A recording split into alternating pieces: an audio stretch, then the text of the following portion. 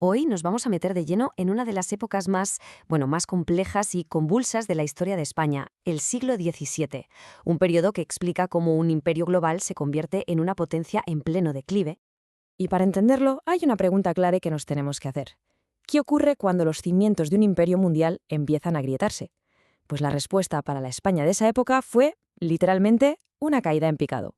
Es que no hablamos de un solo problema, sino de una tormenta perfecta. Una cadena de crisis políticas, sociales, económicas, que se fueron enredando unas con otras y arrastraron al imperio hacia abajo. Venga, vamos a desgranarlo. Y vamos a empezar por arriba del todo, por el liderazgo, o mejor dicho, por la falta de él. Y es que aquí es donde entran en juego los que de verdad mandaban, los llamados reyes en la sombra. A ver, durante todo el siglo XVII, en el trono se sentaron tres reyes, los que se conocen como los Austrias menores, Felipe III, Felipe IV y Carlos II. Pero ojo, a diferencia de sus padres o abuelos, estos reyes, digamos que no gobernaban directamente. No. En su lugar, lo que hicieron fue delegar casi todo el trabajo de gobierno en una figura muy particular, el valido.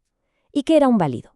Pues en esencia era el favorito del rey, su hombre de confianza, un ministro principal que en la práctica gobernaba en su nombre y acumulaba un poder, un poder inmenso. Y como vemos aquí, cada rey tuvo el suyo. Felipe III tenía al duque de Lerma, Felipe IV al famosísimo conde duque de Olivares, y ya con Carlos II pues pasaron varios, Comunitar y Valenzuela. Lo importante, lo que hay que entender, es que las grandes decisiones que marcaron el siglo no las tomaron los reyes, sino estos hombres de confianza. Claro, y esas decisiones pues no tardaron en traer consecuencias, y unas consecuencias muy graves. Entramos en una crisis política profundísima, porque ese intento de manejar un imperio tan grande y tan diverso desde un solo punto, pues acabó por romperlo todavía más. A ver, el valido de Felipe IV, el conde duque de Olivares, se propuso algo radical. Quería centralizarlo todo, que todos los reinos y territorios de la monarquía arrimaran el hombro por igual, que contribuyeran con dinero y soldados al esfuerzo del imperio. Sobre el papel, oye, sonaba a unificar, ¿no? Pero la realidad fue un auténtico desastre. Aquella política de centralización fue un fracaso estrepitoso. Cataluña se levantó en una revuelta enorme. Y lo que fue aún peor, Portugal se rebeló y empezó una larga guerra para conseguir su independencia. Y la consiguieron. Para 1668, ya con Carlos II en el trono, a España no le quedó más remedio que reconocer oficialmente la independencia de Portugal. Esto fue un golpe durísimo, ¿eh?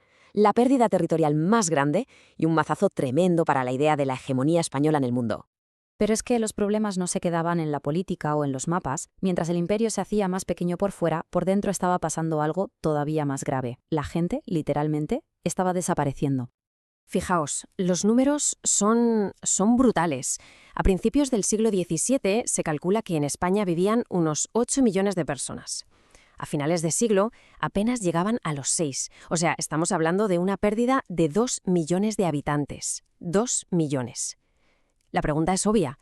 ¿Qué causó esta catástrofe humana?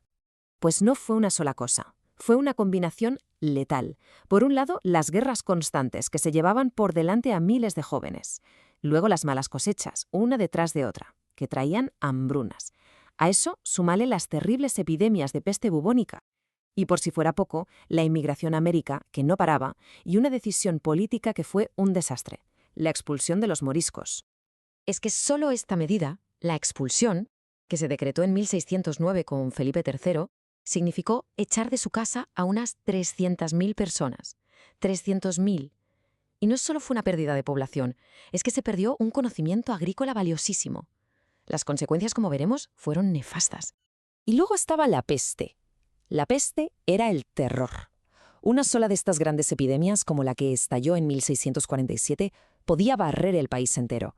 Fijaos en el recorrido. Llegó a Valencia desde Argel, se extendió como la pólvora por toda la costa mediterránea. En el 49 arrasó Andalucía, Sevilla, Córdoba, y de ahí siguió su camino mortal hacia Cataluña y Francia. Una auténtica pesadilla. Entonces tenemos un reino en guerra, un reino dividido por dentro y encima con mucha menos gente. El cóctel perfecto para la estocada final, la crisis económica. Sencillamente, las arcas del imperio estaban vacías. Y aquí nos encontramos con una de las grandes paradojas de la historia de España. Porque, a ver, en el siglo anterior, el XVI, toda la plata y el oro que llegaban de América eran una oportunidad de oro, nunca mejor dicho, para montar una industria local fuerte, para invertir. Pero ¿qué pasó en el XVII? Pues que toda esa riqueza se fue, se esfumó, se gastó en comprar productos carísimos a otros países europeos y sobre todo en pagar las guerras que no acababan nunca. El fracaso económico fue total y atacó por 3 frentes. Primero, la agricultura.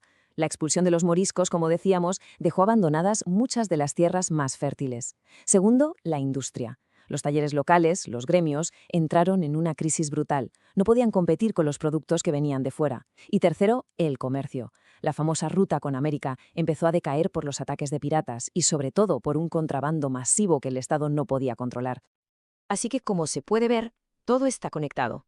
Al final volvemos a esa idea del principio, la de la tormenta perfecta. No es que fallara una cosa, es que fue la anatomía completa de un declive. Fue un efecto dominó de manual. Todo empieza con una monarquía débil que delega el poder. Esto lleva a errores políticos que provocan rebeliones. Estas guerras, junto a la peste y las expulsiones, causan una catástrofe demográfica. Y finalmente, con menos gente y políticas fallidas, la economía se hunde por completo. Podríamos resumirlo con una frase. El siglo XVII no fue una sola crisis, sino una reacción en cadena donde cada problema hacía que los demás fueran todavía peores. La política, la gente, el dinero, todo se vino abajo a la vez. Y todo esto nos deja con una pregunta final, una reflexión para pensar.